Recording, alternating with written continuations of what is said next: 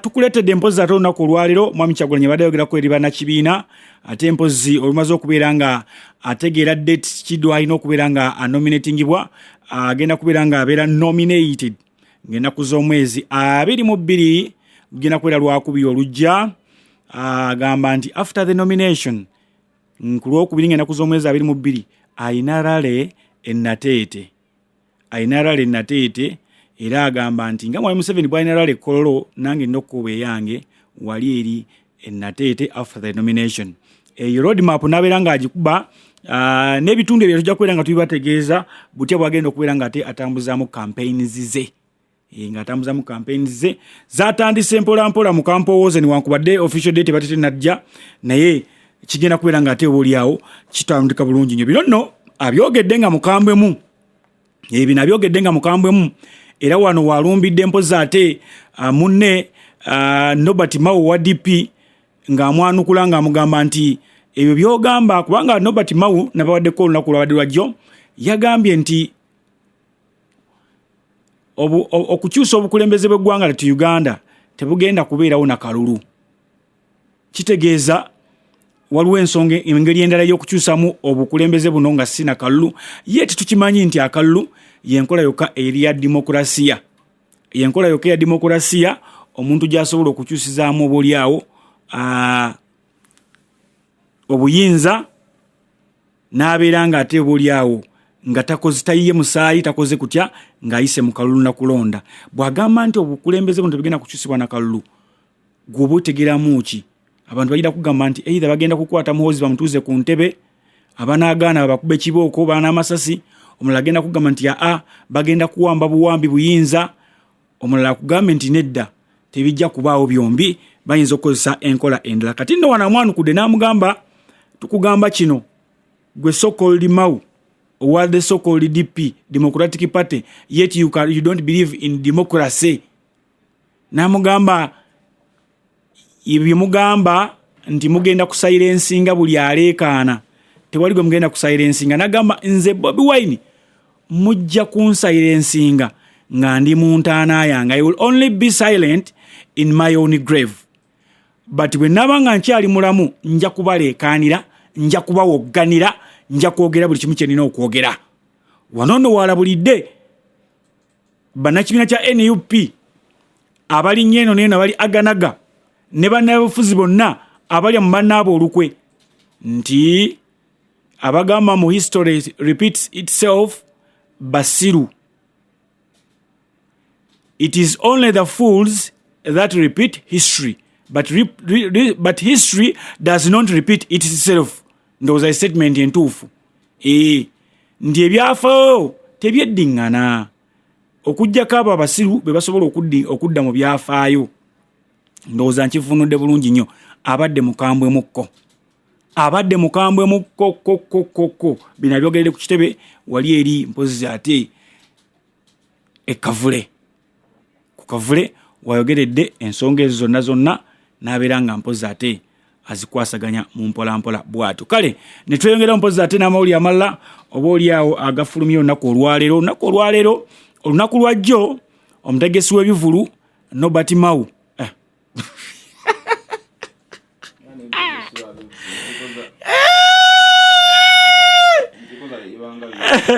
naye omeya n'enkiko za Mao zibeeranga bivulu. Nobert Events olunaku lwajjo yagenze ku CPS. Bwe yagenze ku poliisi ng'agenze ku nsonga za full figure. Omanyi poliisi yateze abantu bano akabadi nti buli alina omusango ku full figure guleete. Ne bwe waguwawaabirawo bawa guleete. Olwo Nammeere ng'olwedde amaze okuyitibwa ye ne yeetwalayo. Kigambibwa Nammeere yaluyiriddeyo ddala.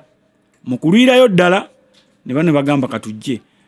Waliwo n'abalayo kali eniskini munga naye balina bwe bamutuuzizza. Kuba naye yabadde agenzeyo ataase Nobert. Naye ne basooka ne bamutuuzaako chini bwe yamaze n'amala n'apyanta n'adduka. Kati Nammeere ye baamaze ne bamuta. Babadde tebasobola musiba lwa nsonga candidate wa NRM e Masaka.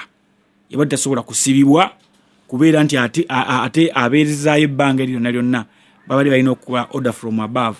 Kati bano abalalala kusaasira yazze jjo naye ne bamutya kubanga presidential advisor ne bamutya ne bamuleka naye n'agenda. Kati ono musajja waffe Nobert n'asulayo. Mu kusulayo bagenza okumuta olwaleero nga waliwo ate ab'embaata. Ampuliriza oba gwe atulaba eyo embaata mu bivulu ba mu music embaata ye loan. Bwe weewola loan ng'ogenda okutegeka ekivulu tukiyita mbaata. Lwaki bakiyita mbaata? Embaata bw'ebiika amagi gayo gonna egaalula. Embaata teziza nti omuntu akuwoze sente ze kasita gamba nti sente zogera kunzizamu $5,000 nti ye ku kivulu yasooka ku mulyango n'asolooza sente zonna n'amagoba n'agenda. Singa asolooza ne zikoma wakati akugamba tuddemu tukole endagaano endala ku kivulu ekiddako mbeere nga nkola ki nga mmalayo balansi wange. Naye oluusi wekanga ne balansi oyo gwaleseeyo ate naye akola amagoba. Kyekigiyisa embaata. Kati poliisi emaze okumuta ate ow'embaata n'ajja agenza ofuluma bw'ati ng'ow'embaata ali ne bannyondo ba kkooti era olugize bafu namuteeka mu kamotoka namuvuga ne bamutwala mu kkooti. Bamuvuze mutwala mu kkooti y'e Makindye n'etuulo manyizo zituulirawo. Kati olinga abanja $5,000,000 asobodde omuwaako $2,000,000 mu kaashi. Kati n'agamba buli mwezi agenda beera ng'asasula emitwalo 88 ne bamuta. Bagenza okumuta afulume ng'ebweru wali ow'embaata omulala akoze eki amulinze. Nakolako sitole kusimba nga waliwo gwe yagamba magenda mu connecting ewali enskin naye namukuba $5,000,000 tabanga naye yasitudde enkundi. Oba ontegeera bino byonna obwedda babimukola nga yeenaanise akatishaati ka Yoweri Kaguta Museveni. Lwaki olunaku Yoweri lwakuza amazaalibwa g'emyaka 81 lwe basooka okukwata Nobert, lwe basooka okumukwata ekkololo ne bamulyawo ne bisooka ne bigiraagiraawo ne byebuzaabulizaawo. Kakati tugenda ogira nti ate bamukutte simanyi ate mwabaddemu ensonga za fulufiga ate simanyi mwabaddemu ezaani nga tebitegeerekeka. Abamanyi bagamba nti oba oli awo n'endowooza tebiriimu salimusale kubanga salimusale tanyiiga. Iwala badde bagamba mubiri mungi eno salimusale tanyiiga. Bangi abamuvumye naye ng'ate abaleka ne bagenda. Bamuvumye n'abaleka ne bagenda n'abavaako. So ndowooza tulindire biki ebinaddirira ku bantu bano. Ye musajja waffe bamufulumizza n'adduka n'agenda. Olunaku olwajjo nalabye yabadde Honorable Ani minisita oba bali omu ku bakulira URA nga beebuuza bagamba nti baagala kwebuuza ku bantu ku butya bwe balinza okusolozaamu omusolo sente ne zibamala bave mu nkola ey'okwewola sente mu bakyeruppe. Oba ntegedde nga baagala beebuuze ku bantu butya bwe balinza okusoloza omusolo ogwamala okukozesa. Olunaku olwaleero omutwe omunene guvuze mpozi ate ku Daily Monitor nga bagamba URA tightens nose on churches NGOs. Mu bufunze wandiikanga nga church z'abalokole ne zi NGO zitandise okuwa kasolo. Wandiikanga zitandise okukola ki? Okuwa ku musolo. Kakati nze njagala kudda mu mwami oli erinnya ndyerabidde story yo. Waliyo omusajja omulala awo akwasaganya bya musolo ndowooza akwasaganya bya musolo oyo. Omwami gwe nze nkuddamu bwe nti temwetaaga kugenda mu referendum na kukola research kuba it is also consuming money. Oba ntegedde ndi research gye mugenda okukola mugenda giwa ba researchers bajje ku ground mugenda basasula nze nina abantu bemanya abakolera ku research za mwezo waliwo oyo gayo gita Kismaya Kagandi kamba na advocates watera nnyo kukola ku research z'enguudo ezo luno luguudo baba banazimba oluguudo basula babala luyise motoka meka pichipichi meka lole meka ebyo but you pay them a lot of money ni bazibala simanyi agabala sibe bazimba kati ogenda kuzimba ngo osinzide ku kye bakubali bakola enguudo nga tekuli boda weziyita tekuli bigereko ebiyita tekuli mazzi kwe gayita oluguudo ne balwalawo ng'abaala omukeeka obusibu buvunaanyizibwa bw'oli abala kubanga ye wamulese n'abala n'akuwira ekituufu surprising balinza okukola research ne bazimba oluguudo after 8 years after research nga ne research yakyuka dda olaba waya gye bayalawo wakati mu luguudo bati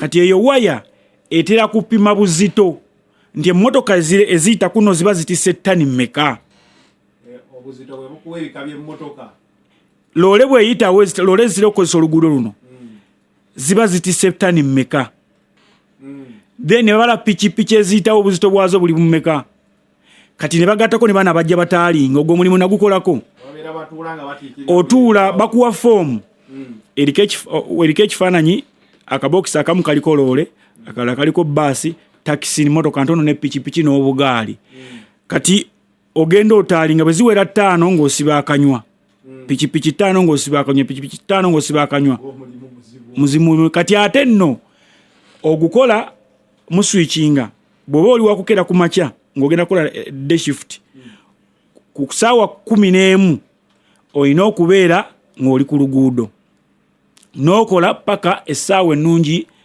2 ez'ekiro gwe ne bakuta n'ogenda ne bazzaawo omulala kati bw'obeera nga oyagala kukola ddabo ofune kasente akawera day and night w'ofunira kasente akawera but nze bwe nabikoleramu ng'olunaku bakusasula nusu 7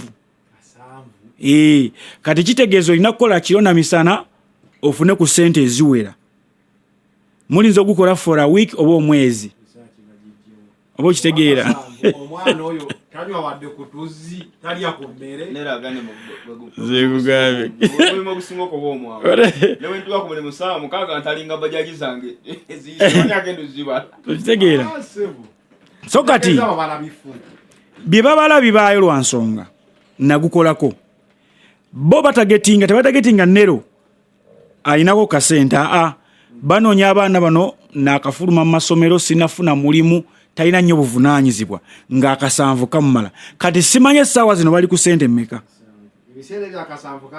kaali kati akasanvu ebiseera ebyo ke kaalingaamu kale emitwalo 2 egyakakati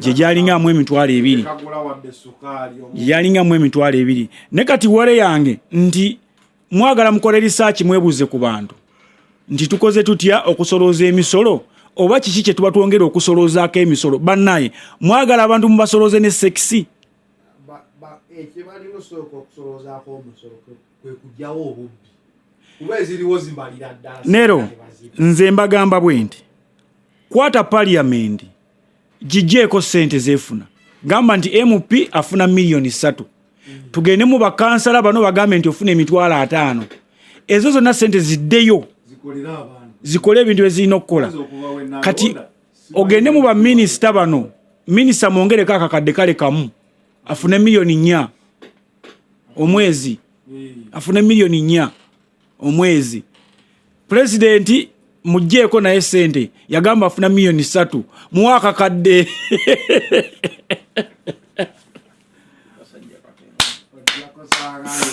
muwaka kadde exactly tewali kyabuguyo kyakola naye afuna sente ne mudda kati sente zonna zetwewola tukize tugaane tewaliwo sente gye twewola nti ezizimba oluguudo oba ezimba essomero oba ekoleki sente gye twewola ate gubeera musaala gw'abantu twewola okusasula omusaala gw'abantu abakulembeze kati gwoddaawo ne mukama abannayuganda kati mbagamba kino buli kyemusolooza kyaweddeyo mutandise kusolooza Katonda awo lugenda kubeera lutalo lwamanyi yo vita okusolooza Katonda egenda kubeera vita tosobola kugamba nti katoteeke ssente ku muzikiti omuzikiti asasule omusolo ojalawo mutabuliki wavaayo ne jambiya nga lwaki omuntu tasabirako ewuwe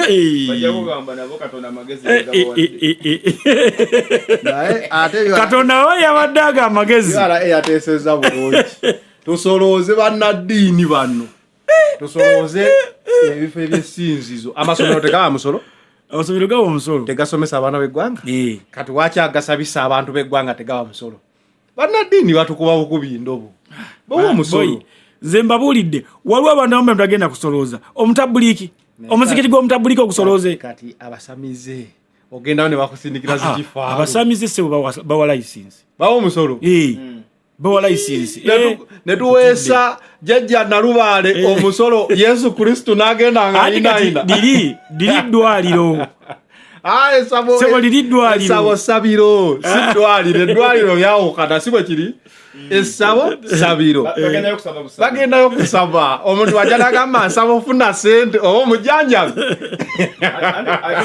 lwaki Museveni abasaba bajjako sente kuba ye aliko nkushuwa nti bikola ebyaddala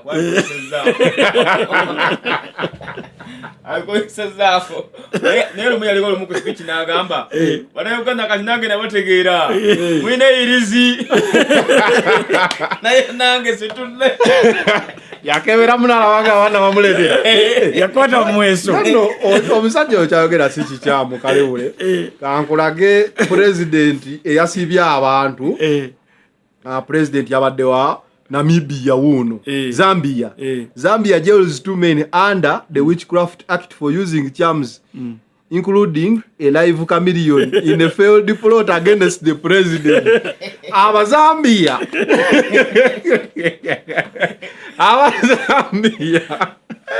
Zambia kaye madde nonyese singedogo naye ensi wetulira mu parliament neyiseteeka the Witchcraft Act Jitegeeza Abazambia mukunyenye sewano bano abadde baloze president waabwe ngamusindikidde kamiliyoni emumaleko neremererwa kitegeeza naye mulogo walaba embwe yali yagala oluma Museveni ojjukira nende yali emwegezaamu weesanga seyatuyera ku tteeka ly'e Zambia tujja kukwata wano abantu naye anti kati wano tebakkiriza mu bulogo lwaki yali omulogo wa Museveni mu nsiko weyafuna obuyinza gwesooka okukuba ekikono alina duli omulaba mu government jenefu kubanga amanyi amagezi amaanyi g'akasajja we tasobola gabbawo agabbewo wakati kandi wajina duli yali akola ku ezo nsonga yali musawo we n'alimu asobola okubonaabona ate nedda woba nempewo obonaabona nnyo gyobolaze sizikiririzamu nanyiniza abonaabona okukutuka bati Museveni we yabuuka ente enjeru Museveni atulaze nti ebyobulogo abimanyi bulungi genda mu maaso lw'omushana so kakati njagala kumaliza na story eno eya iPod waliwo nalayo omusajja yapositinze n'agamba nti ngate alina ekigambo kyeyakozeseza nga bwogamba endegeya za NUP nga zo teziriko ku lukalala gyebuvuddeko bayise etteeka lya iPod Interparty Act Interparty Organization for Dialogue Summit kati bano ey'omulundi guno egenda kubeerayo ku Lwakuna ngenda ku zomezi 18 2025 ne bafulumya program nga bwegenda okubeera program amaze ogifulumya ne bateekako ebibiina ebigenda okubaawo President General wa DP agenda kubeerayo President General wa FDC owa JEMA owa PPP n'owa UPC kati ebibiina ebitaliiko bye bibiina ebya NUP ne PFF bye bikola ki bye bitaliiko galawo bye bitaliiko kakati olina abuuza NUP nga teriiko jukira NUP yotekiriziganya na iPod yamala nekkiriza nalina jolo Ssenyonyi n'angamba nti baatuwamba buwambi okutuyingizawa kasita bayise etteeka kitegeeza babeera babakase mu joininga omukago ogwo kati bo ne babasaba nti kale mutukase tujoininga omukago ogwo ne tugenda kuoperatingira ku mateeka ki rules and regulations nti ogenda kukwata owambye abantu obatadde mu kintu bowambye mulimu abasiraamu ojja kugamba nti awule tunatuuzanga olukuŋŋaana breakfast ejja kubeera yambizi ng'ate mulimu abatalya ki abatalya mbizzi. Naye kati singa oyisa amateeka n'ebikwakuzo bagana ya fumwafe mulimu abasiraamu abatalya mbizzi. Kibaagala bamanyi kati kibakyaliko essaawa zino tekinnatereera. But ababadde balaga program nga bwegenda okubeera ya iPod naye kati omwogezi asembayo omwogezi omukulu era ajja kubeera His Excellency General Kaguta Museveni oba ontegedde. Bano tulinawo wano Dr. Lawrence Serwambala, Honorable Richard Todongo, His Excellency General Kaguta Museveni, kuliko ba summit members Nobert Mao, Engineer Muriati, basalirwa Saddam Gaira wa PPP, Jimmy Akena wa UPC ne Nobert Mao. Abo bonna balina okubeerawo. Kakati NUP mubalina okubeerayo teriiko. Wane bateyejeredde. Musango okuba mu iPod. Kyenkana. Si musango. Musango. Si musango. Sibu, musango obutabeera mu iPod. Etteeka lye baayisa lyali ligamba litya? Musango obutaba mu iPod. Kati tebabayise. Anti awo gamba tebajeereza. Wate bakuyise oba tolina buzibu. Tewali buzibu. Naye byo bye bayogerayo mu iPod bigasaani. Kati ze kinabalabyeko kiri bwe kiti. Omanyi omwogezi asembayo mulabye. Ye Yoweri Kaguta Museveni. Abaleka ne mwogera kasasiro yina mu malayo. N'alyoka ajja n'abiyiwako enfuufu. Kikyo Kyagulanyi kyatayagala.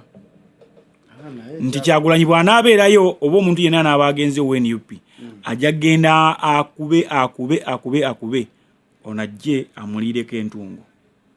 Kati awo nagamba zaali zisaani. Eyo mujiri ndi nupo oba eri mu iPod oba teriyo. Oba eri mu parliament oba teriyo. iPod terina gweyamba.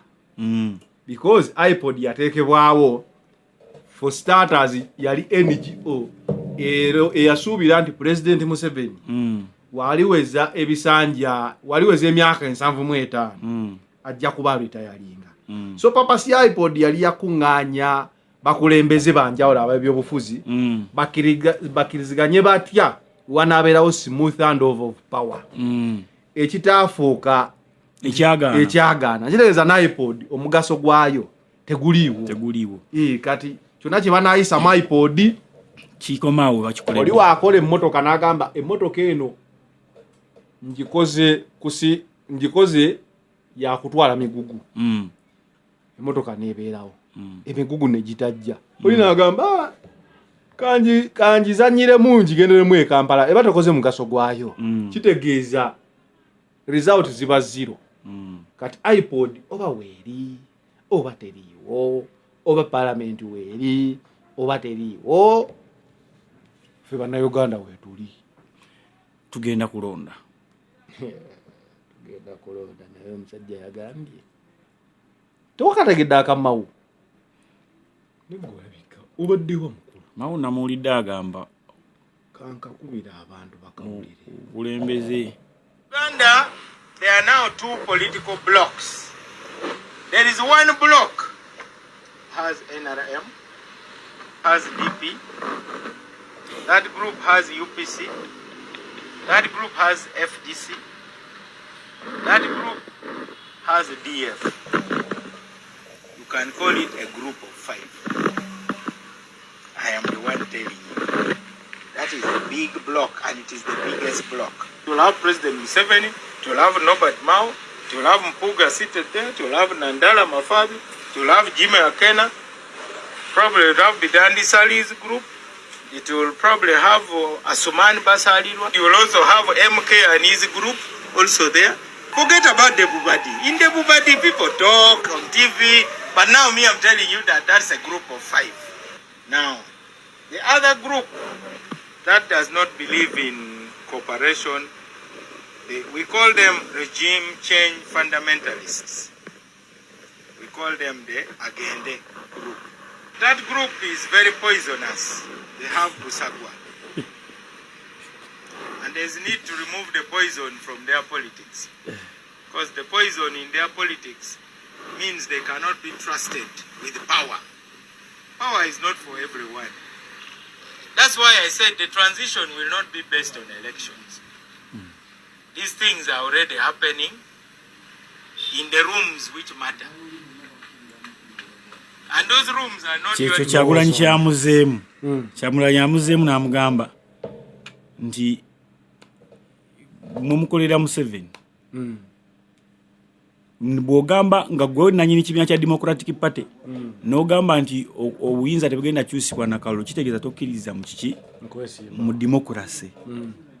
Kitegeeza n'ekibiina okiikirira mu bukyamu kuba it is a Democratic Party.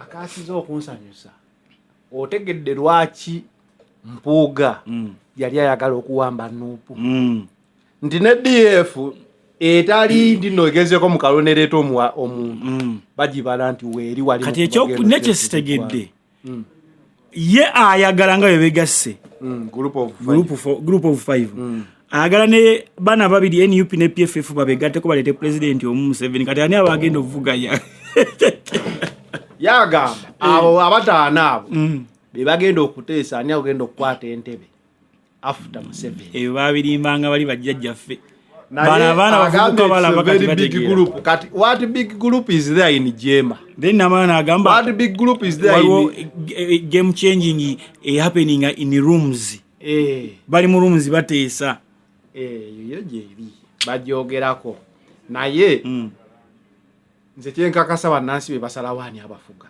kuba tulabyeko government jeziwangudde akalulu 99% wali Egypt ne bamala ne bagitwalaganya nga tena bakulayira kati katulinde tulabe naye nze kyenkubiriza Munnayuganda genda okuba akaluluko kuba etteeka we ligamba wadde minisita w'amateeka agamba tebikola wegenda okuba akalulu senga tebikola bandibadde surprisingly minister w'amateeka ate yagamba mu akalulu tekakola senga tekakola bandibadde tebakateeka mu ssente naye bayogerayo batyo mu kakyawe so that bo bayitawo buyisi kale mubeere bulungi mweraba.